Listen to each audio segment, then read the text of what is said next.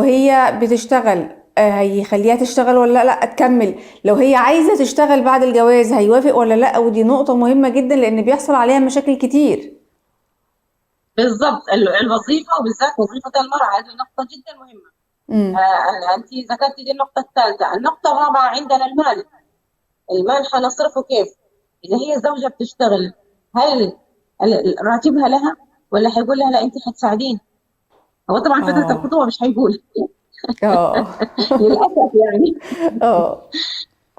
بس على الأقل يعرف إنه هي عندها نقاط معينة، أو حتى امم. التزامات عائلية. يعني إحنا امم. مثلا من المجتمعات اللي عندنا ارتباطات عائلية كبيرة. أحيانا تكون الفتاة ما في أحد مثلا لوالدينا، الأب متقاعد، هي اللي بتصرف على البيت، أو بالظبط. إخوانها مثلا صغار في المدارس. بالظبط. امم. سواء كان راتبها كله أو جزء من راتبها هي بتساعد فيه. ايوه، هل بعد بنشوف الزواج نماذج حيستمر كتير. ولا ايوه. مش حيستمر؟ هذه برضه نقاط جدا مهمة إنه الناس تكون تتفق عليها وتتكلم فيها. امم. آه بالظبط. بعد كده طبعا حتى يمكن دي صعبة في فترة الخطوبة، لكن المفروض إنه الناس تناقشها. المدخرات، يعني أنا حدخر الشابع، أنا عندي مدخرات، أنا اللي حدخره.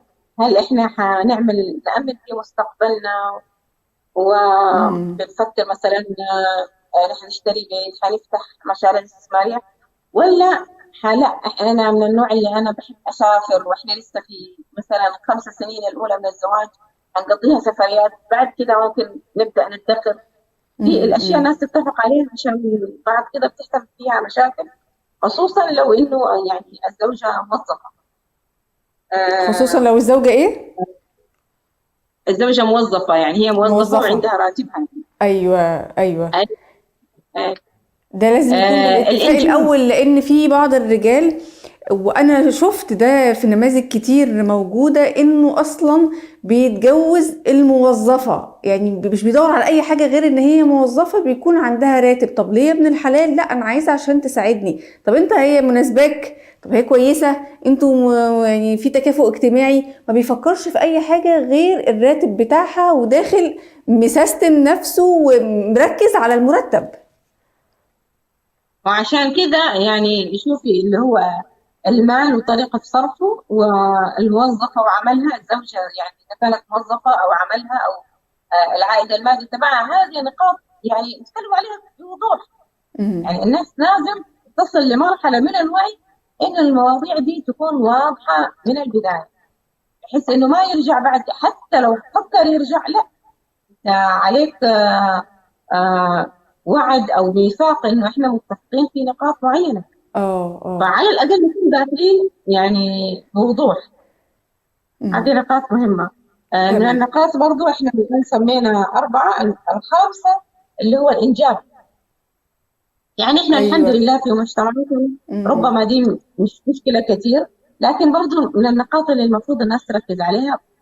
خصوصا الآن مع ضغط العمل، صارت أحيانا بعض البنات تقول لك لا أنا يعني مش ضروري أخلف من أول سنة، أو حتى بعضهم لأسباب بسيطة، حتى لو هي مش موظفة تقول لك لا أنا عاوز يعني أستمتع خلينا بطفلي نتبسط وأسمع شوية له ونخرج ونتفسح وأستمتع وما نشيلش بابني. مسؤولية، وتقعد مأجلة بالسنة والاتنين والتلاتة. والله أنا أعرف حد مأجلة بقالها 10 سنين. تقول لها يا بنتي كفاية قوي كده، كفاية. تقول لا لا لا، أنا لسه مش مؤهلة إن أنا أكون أم. فشوفي ده يعني يعتبر من الخلل في مفهوم الزواج. يعني اصلا هم في مفهوم الزواج وهم داخلين في مؤسسه الزواج، مفهومهم للزواج فيه له خلل يعني. والا كيف 10 سنوات؟ يعني 10 سنوات من عمرها، بالذات المراه يعني سنها بالظبط. محكوم، حتيجي عليها فتره بالظبط. هتندم انها حتجد طريقه يعني. بالظبط. فطبعا 10 سنوات دي يعني يكاد نقول يمكن يعني تقارب من المحرم. لكن الناس اللي ما الحقيقة المدة بتتفاهم طويلة جدا، ويعني كم الإصرار اللي موجود رهيب، واللي أنا مستغرباه